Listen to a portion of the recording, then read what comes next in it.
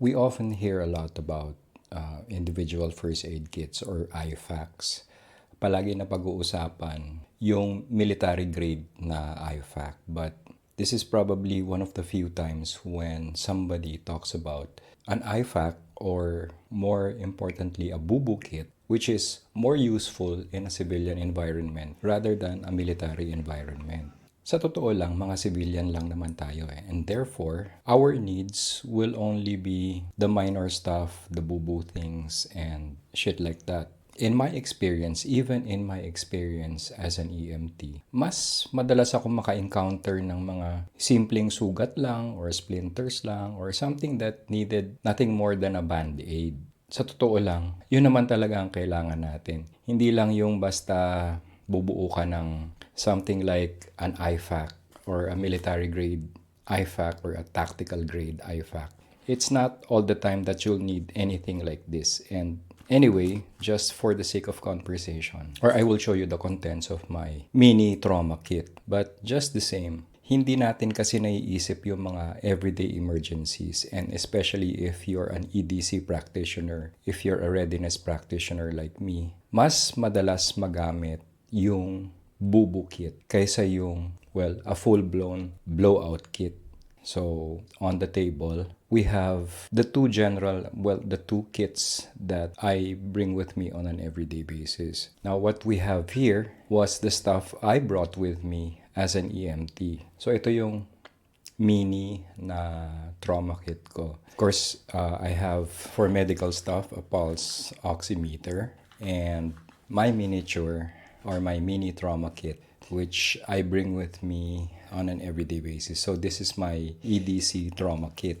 And this pouch, aside from being a wallet, is also my bubu kit. We'll break down the contents of each kit as we go along.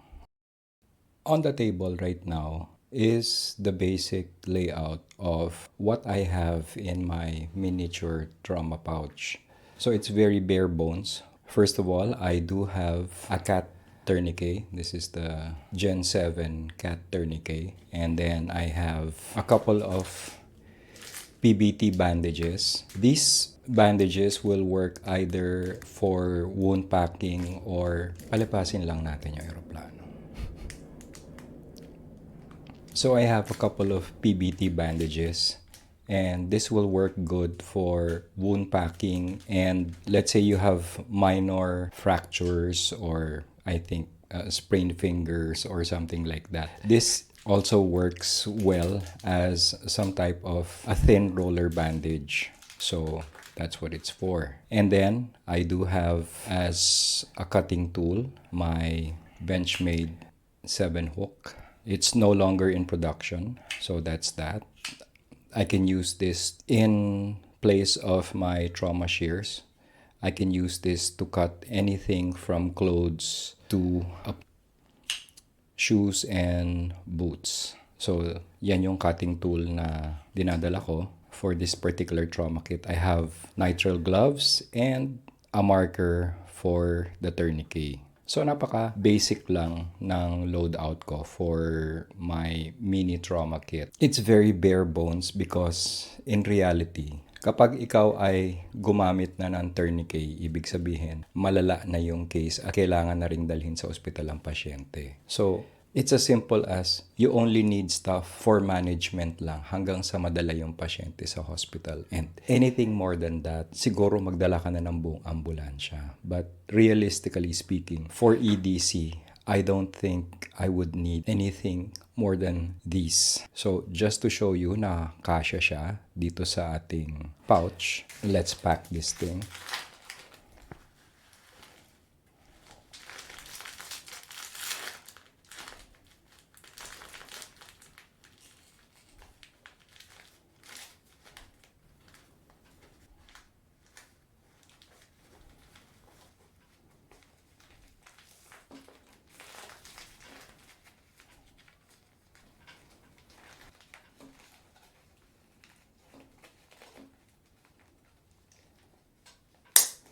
And there you go. So, kasya lahat ng components within this small pouch. So, napakaliit lang. Pwedeng itago sa bag. pwedeng dalhin for EDC, and it's always with me. On the table right now are the contents of my bubu kit. So, in my experience, mas gamit na gamit ang bubu kit kesa ang full-blown na IFAK for everyday civilian use, for everyday emergencies. And these are basically what I carry in my bubu kit. So, this particular pouch, dito nagkakasya lahat ng mga components na yan. So, what I have inside the pouch are, first up, are my EDC items, like my lumen top, tool, AAA. So, very useful ito, especially for pupil checks. So, may medical use din ito. Ito yung pinapan-check ko ng pupils kasi meron siyang low power setting. So, hindi siya nakakabulag gamitin or hindi siya masakit sa mata. Next up, I have my Victorinox waiter, and I'm sure I've shown this thing a lot of times. And what's good about this is meron siyang tweezers for splinters and stuff like that. Pagka medyo, anong tawag doon? Bubog or something na kailangan bunutin. So you can use the tweezers. And for splinters, it has that straight pin if I need to deal with a splinter or something like that. So malamang gamit na gamit yan. Aside from being one of my favorite EDC Swiss Army knives. So meron din siyang gamit as a bubu kit. And then, of course, my Alox Classic SD with the scissors. So if I needed to cut something, if I needed to cut bandages, gagawa ako ng butterfly bandage, I can use the scissors for that. So, malaking tulong sa akin yan for a bubu kit. And then, of course, you have the usual plaster strips or Band-Aid sa Tagalog. And then, I have Povidine wipes. So, imbes na magdala ka ng bote ng betadine, yung punyetang bote ng betadine na yan, might as well bring something like this. Malinis, no mess, no fuss. And then, what are the extra things on the table?